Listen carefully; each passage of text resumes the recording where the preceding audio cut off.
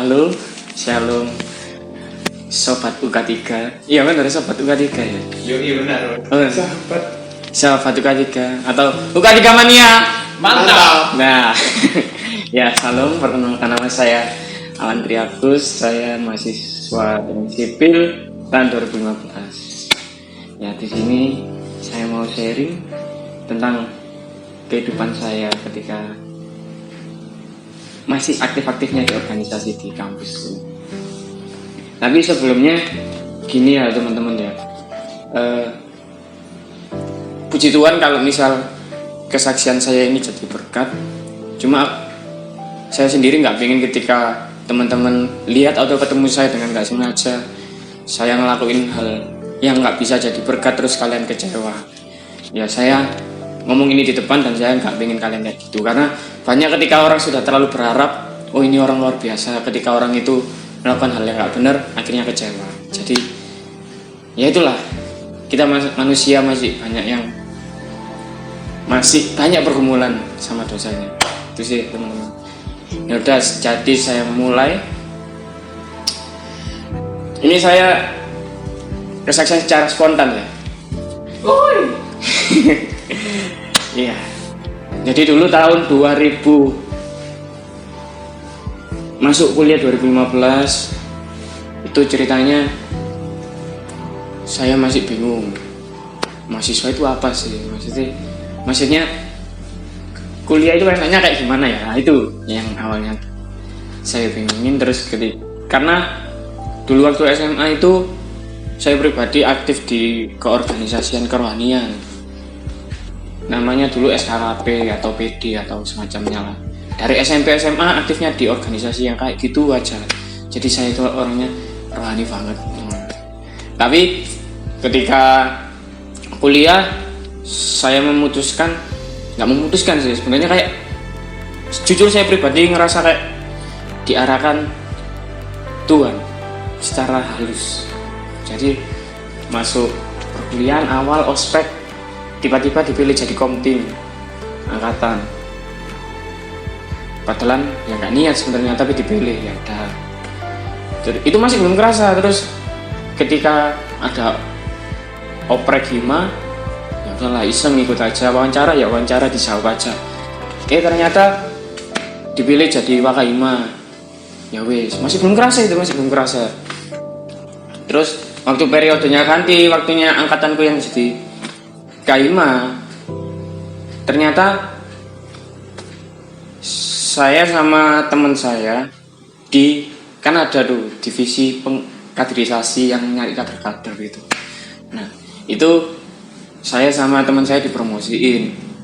Awalnya nggak mau karena buat apa gitu. Terus berdoa beneran ya, nggak sorhani, berdoa ini beneran izin orang tua, izin minta saran teman-teman. Waktu itu masih punya pacar, sharing sama pacar juga. Terus akhirnya oke, ikut aja, ya udah ikut. Akhirnya ikut. Dan itu di situ waktu aku berdoa itu ada sesuatu yang bergejolak di dalam hati. Maksudnya Tuhan, ketika dipikir-pikir kok jalanku untuk ibaratnya karirku di jurusanku masalah keorganisasian kok terus naik dan terus ya mulus lah, kayak nggak ada hambatan sama sekali. Ini apa sih Tuhan? Maumu itu apa? Gitu. Jujur aku bingung gitu. Dan ternyata jawaban yang aku pribadi dapat dari doaku itu adalah ya udah, ini bentuk pelayanan barumu. Jadi jujur kaget ketika anak yang biasa pelayanan di lingkungannya sendiri, maksudnya saudara seiman SMP SMA, ketika kuliah langsung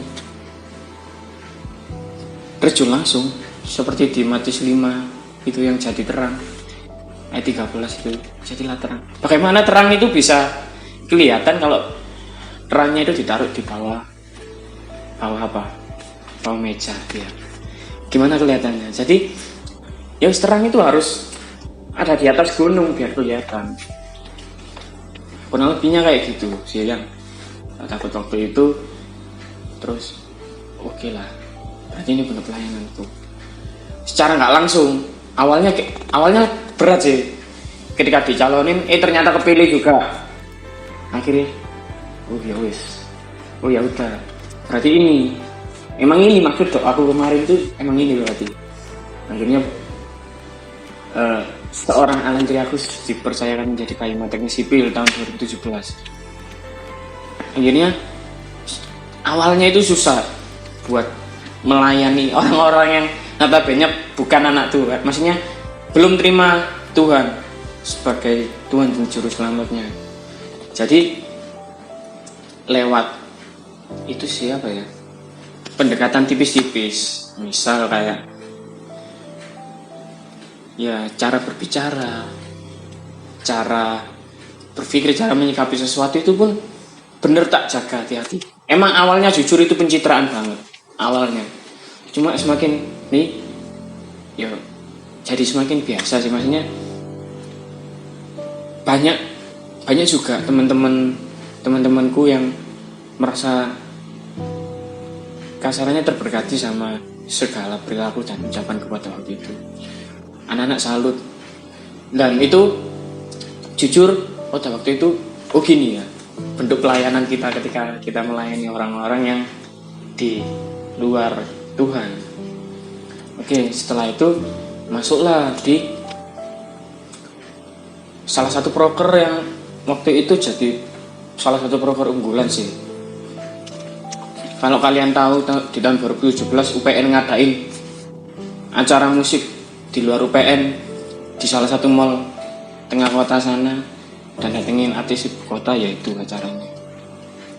Itu rangkaian acara, ada donor darah, ada lomba-lomba dan lain-lain. Pokoknya dari rangkaian acara itu akhirnya kita ada salah satu yang miss. Saya perjelas saja ya. Missnya ada sponsor yang tidak sesuai dengan janji. Terus kedua ada acara yang menyaingi acara kita sehingga pemasukan menurun. Dan pada waktu itu kita untuk memberi hadiah kan ada MOU-nya. Ada MOU, dan sebenarnya kita jujur, kita kasarannya sih ngemis-ngemis sih ke peserta waktu itu buat mundur. Soalnya total hadiahnya itu puluhan juta, lebih dari belasan juta ya, puluhan juta, 20-an ke atas. Dan pada waktu itu jujur saya belum kerja sama sekali, teman-teman juga belum ada yang punya penghasilan tetap, dan akhirnya ya wis balik lagi.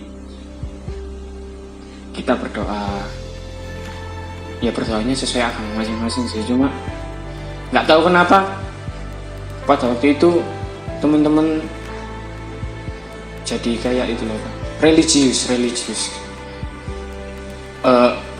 Aku nggak masalah sih dia berdoa kepada siapa, cuma setidaknya ada perilaku positif yang sudah kita berikan kepada mereka. Akhirnya setelah itu sampai jadi di MOU itu misal tanggal berapa ya, misal 6 April. Nah 6 April ini kita belum punya uang, jujur. 6 April akhirnya kita ngobrol ke peserta, puji Tuhannya peserta mau mundur, bisa menerima mundur. Akhirnya kita terus cari uang dengan misal keanggotaan 50 lah, yang kerja ini tinggal ya 10 maksimal 15 gitu. Yang cari uang itu segitu. Jujur waktu itu saya pribadi takut, karena nama saya di proposal itu adalah penanggung jawab. Jadi kalau ada apa-apa, misal kalau masalah hukum, kalau misal nggak bisa diselesaikan secara keluargaan, ditarik ke meja hukum, itu saya yang kena. Jadi jujur waktu itu takut. Jujur di satu sisi ya manusiawi ya, ada pikiran Tuhan, apakah pelayanan yang Tuhan maksud ini kayak gini? Kalau bahasa Jawa nyorokno aku. apakah pelayanan ini menyengsarakan aku, gitu kan. Dan itu benar-benar jadi pergumulan banget, karena aku inget banget itu awal semester jadi ketumpuan sama bayar kuliah juga, jadi waduh pusing kan. Akhirnya ya lah. Cuma dari situ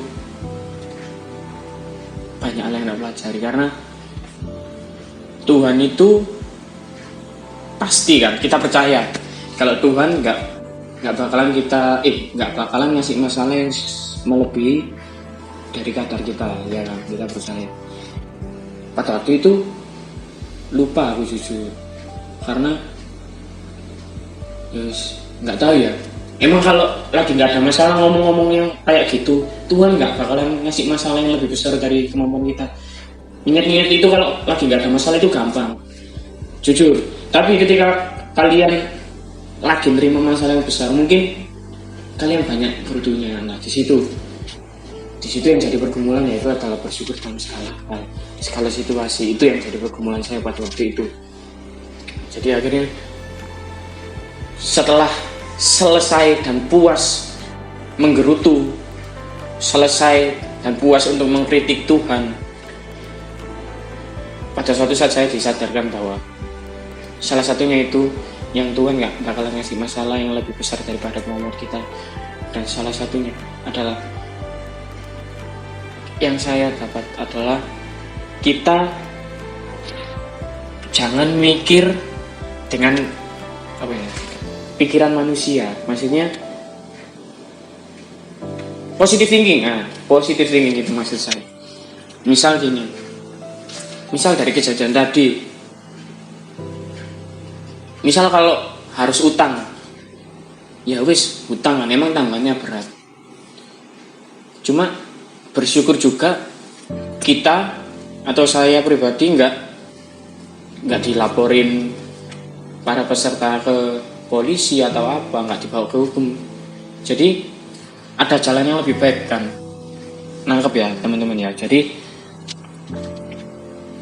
Tuhan itu memang kasih masalah buat kita, tapi sebenarnya yang kita pikirkan adalah dampak-dampak yang terlalu negatif. Belum tentu negatif, belum tentu menyengsarakan kalian.